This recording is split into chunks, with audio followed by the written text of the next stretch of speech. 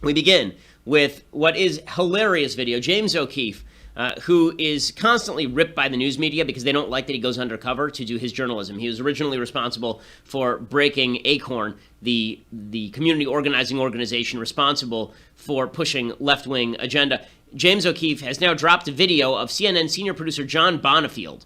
John Bonifield, I guess he's a senior health producer or something, but he's a senior producer talking candidly about CNN's treatment of the Trump administration generally and Trump-Russia collusion allegations specifically, and it's just spectacular stuff. Here's from James O'Keefe's Project Veritas, CNN producer John Bonifield, basically acknowledging and agreeing that all of our preconceptions about CNN's bias and their agenda are exactly right. So you believe like the Russia thing's a little crazy, right? Even if Russia was trying to swing an election, we try to swing their elections. We're in our CIA and doing it all the time. Like, we're out there trying to manipulate governments. Like, you win because you know the game and you play it right. She didn't play it right. Then why CNN constantly like Russia this, Russia that? Because it's ratings. Because it's ratings? Our ratings are incredible right now. But honestly, you think the whole Russia it's just like bullshit. Could be bullshit. I mean, it's mostly bullshit right now. Like, we don't have any big giant proof. I just feel like they don't really have it, but they want to keep digging. Mm-hmm. And so I think the president is probably right to say, like, look, you are witch hunting me. Like, you have no smoking gun. You have no real proof.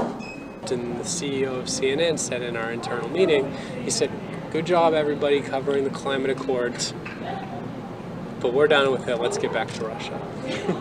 Okay, so he's saying a bunch of things here that we already knew. Number one, CNN is focusing on Russia for the ratings, which is obvious. I mean, they focused on Malaysian flight MH370 for like 3 years and had Don Lemon talking about black holes opening up in the sky to eat flights, because Don Lemon doesn't know anything. So it's not a shock that they've been focusing on Russia. And this is true, right? It doesn't matter what's going on in the news. If you turn over to CNN, what you get is Trump-Russia. And the reason is because CNN has been providing wish fulfillment for the far left for months now. The wish fulfillment is that Trump is going to get caught colluding with Russia. He'll somehow be ousted. As Sally Cohn says, we'll have a special election, then Hillary Clinton will be president. Okay, that's what CNN has been doing for literally months. This has been their agenda. It has raised their ratings. When there actually is news to break, then CNN's ratings are good. When there's no news to break and they're just spouting about Russia still, then there's not, like tonight, I think, CNN is supposed to be running a special about Trump-Russia, the big story. And there's nothing there. There's nothing there. And Bonifield is honest enough to admit that, although he probably wouldn't have admitted it if he knew he was on tape.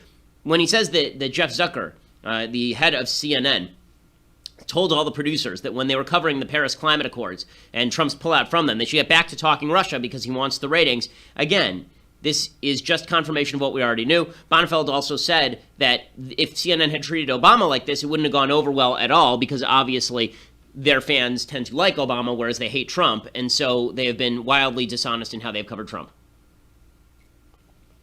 It's all true, okay? Everything that Bonifield is saying is true, and all of it confirms what we already knew about CNN, which is that they are biasing their journalism in order to target President Trump, and President Trump is right that they are on a witch hunt. Now, that wasn't the only bad story for CNN last night. So CNN also fired 3 journalists responsible for a single-sourced anonymous story that they broke at CNN.com. They were accusing Trump associate Anthony Scaramucci of being investigated by the Senate Intelligence Committee for contact with a Russian bank a few days before the inauguration. CNN ended up retracting the story and firing the 3 journalists responsible for the story. Naturally, as my friend John Nolte points out, CNN also added that it's possible, quote, the facts of the story weren't necessarily wrong. So this is the Dan Rather approach. We're going to retract the story. We're going to fire the guy responsible, but it's possible that the facts were still correct. Okay, again, just the evidence of CNN's bias. So this, of course, sets off President Trump, and President Trump promptly tweets, quote, fake news CNN is looking at big management changes now that they got caught falsely pushing their phony Russian stories. Ratings way down.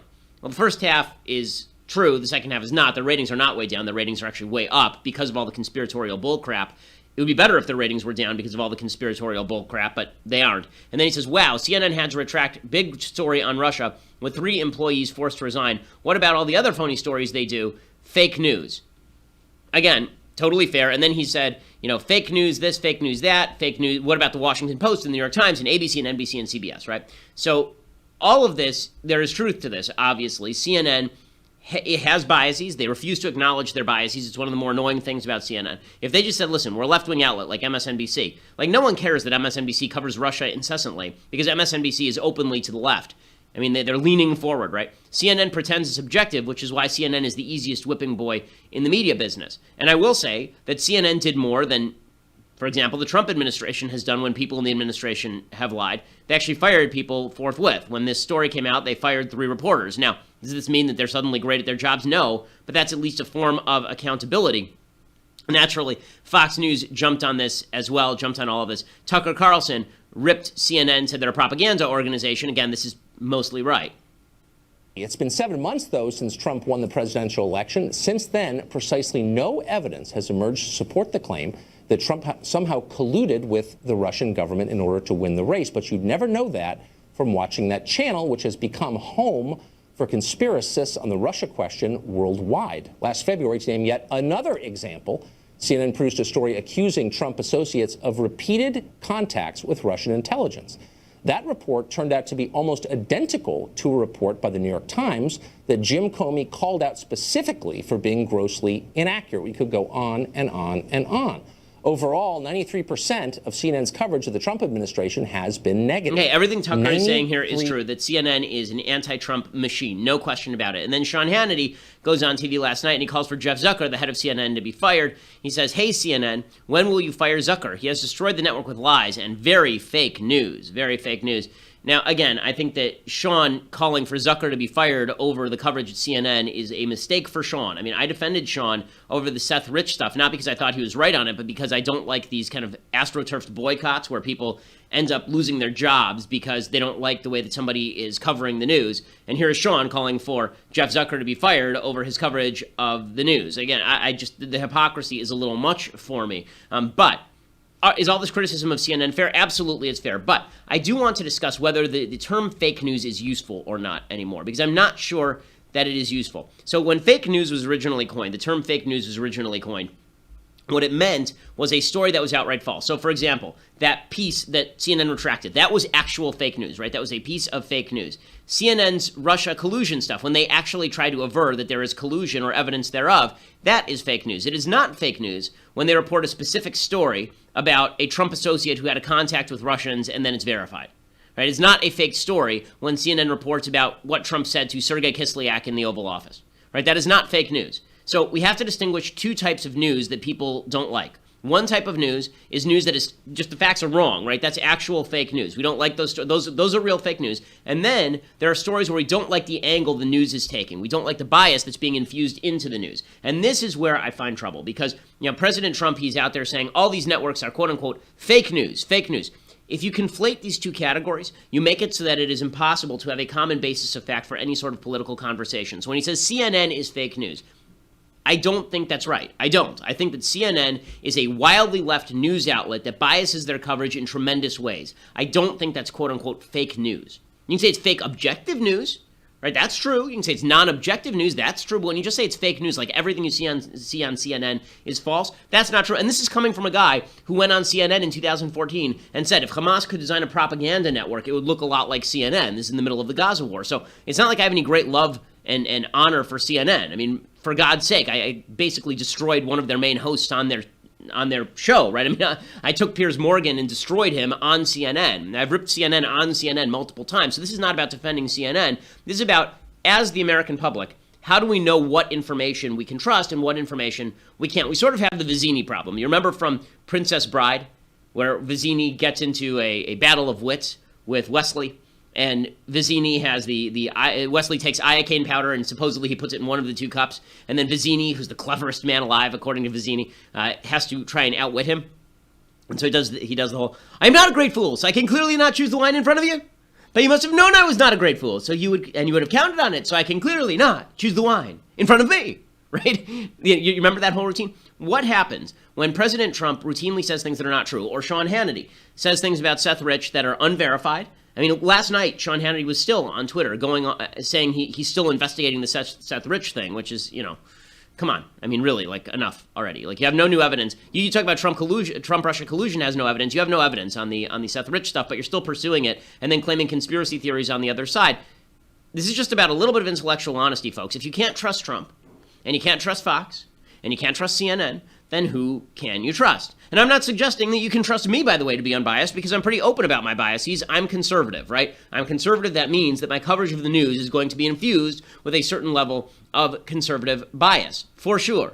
But it is a mistake to label every single mainstream media outlet fake news, as President Trump does, because it actually blows back on Trump. The next time CNN reports something that is true and Trump calls it fake news, Trump looks like a liar. He's right. He is right that all of these outlets are biased against him. He is right that they attack him in a way they never would have attacked President Obama. And I'm glad that President Trump goes up against the media all the time. In my book, Bullies, I said this is exactly what politicians should do. But the point in Bullies was that you should go after these outlets when they lie. You shouldn't just label the entire outlet completely uncredible and suggest that everything that they report is false, because that's not actually true. Like, if you're going to defeat lies, you have to do it with truth. You can't, and if you're going to defeat bias, you have to do it by calling out the bias. You can't defeat bias by just saying that everything that somebody says that is biased is complete fake news and all lies and garbage.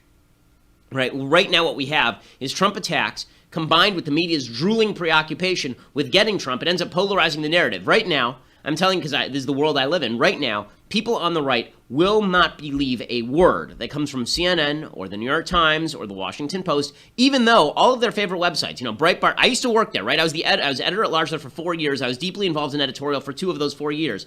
Breitbart, which is a very pro-Trump website, obviously, they rip half their news from the mainstream media at least, okay? The notion that Breitbart is doing original reporting is not true. I mean, they do some original reporting, but the bulk of what they cover is a Breitbart angle on a news story that has been previously reported by CNN or the New York Times. The same thing is true in talk radio.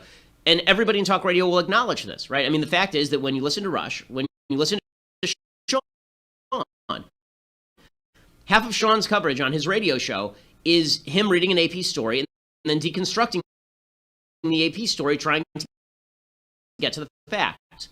So pretending that all of the news is fake is just not true. And what you end up with is this bizarre situation where people on the right will only trust Fox News and people on the left will only trust CNN. And if they hear that something happened on Fox News, they go, oh, it's complete crap. Benghazi is a perfect example. Fox News was leading the charge in terms of uncovering material about Benghazi, and the left just said, oh, it's Fox News, who cares? And then the right does the same thing with CNN. Every time there's a story bad for Trump, they say, oh, it's just CNN, who cares? I want to talk about what we should do to defeat all of this, how you can watch the news and get more out of it. But first, I want to say thank you to our sponsors over at the U.S. Concealed Carry Association. So if you are somebody who wants to buy a gun or has a gun and lacks training, or you're afraid that you may become involved in a situation where, God forbid, somebody breaks in your house, you have to shoot them in self-defense, and then the police arrest you, that's what USCCA is for. They educate you, they train you, they make sure that you are legally and financially protected for after you pull the trigger, because it doesn't matter whether you're right or wrong, it's very possible you end up in the legal system anyway. And one of the things they're doing right now that is super cool is they're making sure that if you don't have a way to defend yourself, or if you just want a better way to defend yourself, you have 5 opportunities right now to win $1,776 for guns and ammo of your choice in honor of July 4th, right, 1776. They are going to give you $1,776 for the guns and ammo of your choice if you go and you have a chance to win that. If you go and register at defendmyfamilynow.com, defendmyfamilynow.com, you get 5 big chances to win $1,776 for any guns and ammo of your choice. Again, that's defendmyfamilynow.com for your free shot at that money. You have to hurry. It's not going to last long, obviously. July 4th is just around the corner. Defendmyfamilynow.com. Right now, you get your big 5 chances to win $1,776 for the guns and ammo of your choice. You should register there anyway because, again, they have all of these resources for gun training and protection against legal liability and all the rest of it. It's a great organization. They're doing the stuff that gun owners need, and they're making sure that more people know how to protect themselves and are capable of doing so legally when the time, if, God forbid, the time comes that you actually have to use the weapon against somebody. That's the USCCA, and go to defendmyfamilynow.com.